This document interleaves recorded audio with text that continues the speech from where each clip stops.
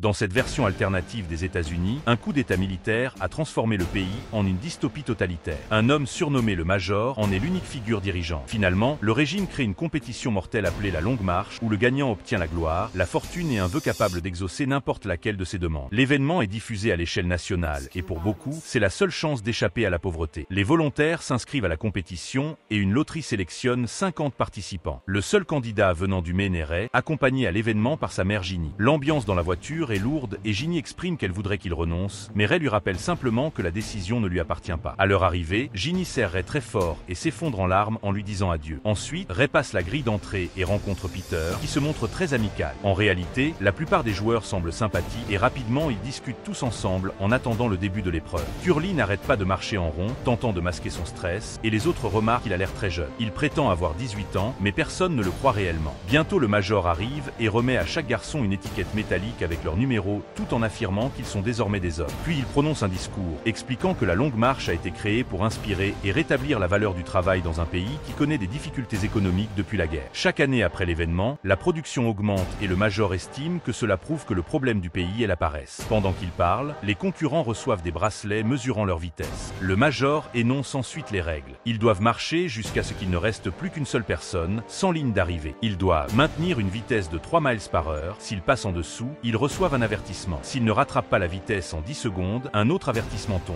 À 3 avertissements, ils sont abattus. Quitter la route les condamne immédiatement. Le Major termine son discours en les poussant à acclamer l'événement avant de tirer en l'air pour lancer officiellement la compétition. Les garçons se mettent en marche et des camions militaires les suivent pour tout filmer. La zone est vide et morne car les foules ne sont autorisées que sur la dernière portion. Au début, seuls les habitants proches peuvent sortir regarder. Un policier salue leur passage et Gary lui répond en lui faisant un geste injurieux avant de cracher par terre. Au départ, tout le monde est concentré, mais au 5e mile, plusieurs discutent déjà. Steben ralentit un peu et reçoit aussitôt un avertissement, alors il corrige sa vitesse. Les autres se demandent s'il tentait simplement de tester les limites. Gary doit s'arrêter lorsqu'il sent une pierre dans sa chaussure et les soldats lui distribuent vite des avertissements. Après le 3e, un soldat s'apprête à tirer, mais Gary remet sa chaussure juste à temps et repart. Les autres jugent cela stupide, mais Gary affirme qu'il voulait seulement récupérer. Au 7e mile, les garçons parlent du prix. Arthur indique qu'il participe uniquement pour l'argent, tandis que Ray affirme qu'il existe des motivations plus importantes. Les autres étant sceptiques, Ray détaille sa réflexion en expliquant que le système manipule les citoyens. Il explique que le gouvernement leur donne l'illusion du volontariat, alors qu'en réalité, la population a été rendue si pauvre et si désespérée qu'ils n'ont pas de meilleure option. Certains pensent qu'il prend un risque en critiquant la marche devant les caméras, mais Peter approuve son raisonnement et ajoute que l'argent devrait servir à aider les autres. Peter allume ensuite une cigarette. Hank considère que c'est une mauvaise idée, mais Arthur manifeste son intérêt pour en avoir une également. Leur échange est interrompu par Richard, qui passe entre eux en notant les noms et numéros, car il prévoit d'écrire un livre sur la Longue Marche afin de gagner en notoriété. Peter juge cette ambition inutile, estimant que s'il gagne, il sera déjà connu et riche.